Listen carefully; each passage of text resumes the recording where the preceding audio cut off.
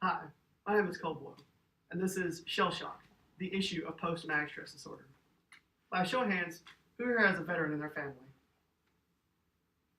Then you all know the importance of Veterans Day.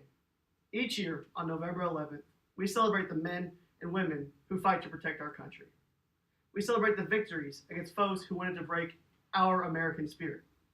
But most of all, we remember the people we've lost in these horrific battles. Yet many veterans cannot enjoy these festivities with their fellow servicemen. After experiencing the horrific events that occur in wars, countless soldiers return home as a different person. According to the PTSD Alliance, post-traumatic stress disorder is a psychological and emotional stress disorder that causes someone to believe that they are unable to cope with the demands placed on their inner world. In the next few minutes, I will explain PTSD and its effects on veterans, narrate firsthand events of PTSD, and explain how you can help with this awful disorder. In order to fully understand PTSD, you must first gain a general understanding of the symptoms of this disorder. Post-traumatic stress disorder, also known as shell shock, is an anxiety disorder which develops after being forced through life-changing events, such as war or assault. However, each case of this is different. There are many symptoms that come with PTSD. Emotional symptoms that come with this are anxiety, anger, depression, and irritability. Some physical symptoms that come with this are fatigue, differentiation in blood pressure, and increased perspiration. Some examples of other issues that come along with PTSD are drug abuse, alcohol abuse, and loss of sleep. After obtaining a basic understanding of these symptoms and qualities, you can understand why this disorder is so costly to the human body. To further understand that, I will share a first-hand experience of PTSD from the Army's website. Private Huerta's experiences with PTSD show that PTSD is very harmful to the body and the mind. Private Huerta was a soldier in the Army in 2004. However, his first experience with PTSD did not come until 5 years after his last active service in September of 2010. He woke up late in the night and experienced tightness in his chest, the inability to breathe, and panic. Reluctantly, Private Huerta went to see a doctor where he was diagnosed with PTSD. He stated, a heart condition was honorable, PTSD was not. Each night, Private Huerta was sitting in his bed and he would think back to one moment in his life.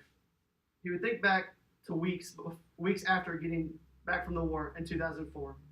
Private Huerta was tasked with going to houses of families whose children would not come back from the war.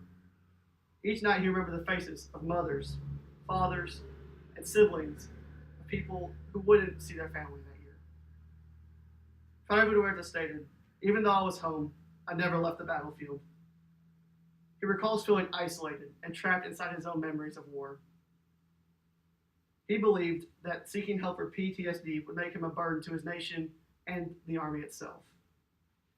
Private Huerta, along with other veterans, returned home as a different man from the one he once knew. He began to drink heavily and distance himself from his family. He states, I got to be good friends with Jim and Jack. You may know them as Mr. Bean and Mr. Daniels.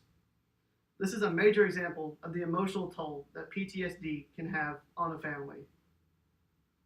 After hearing Private Huerta's experience, you can understand the true anguish this disorder could give someone.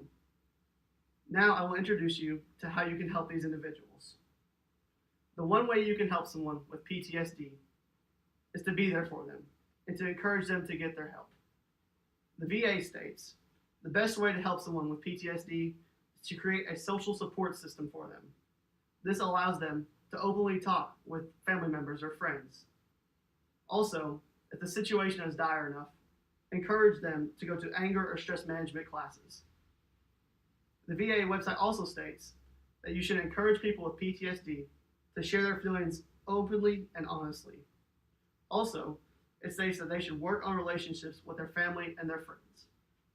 Hopefully, these ideas can help someone who either has PTSD or a like disorder to get through a troubling time. In this speech, I broke down what PTSD is and how the symptoms can affect someone physically and emotionally. I provided a first-hand account of PTSD and offered advice on how to help someone who may be struggling with this disorder. Now I want you to imagine something. Imagine yourself laying in bed at night, flashing through the images of war and death that you've once experienced. You wake up and go to your only escape, a bottle of alcohol or a small amount of drugs. Is this the life you think our veterans deserve? Thank you for your time. Ugh.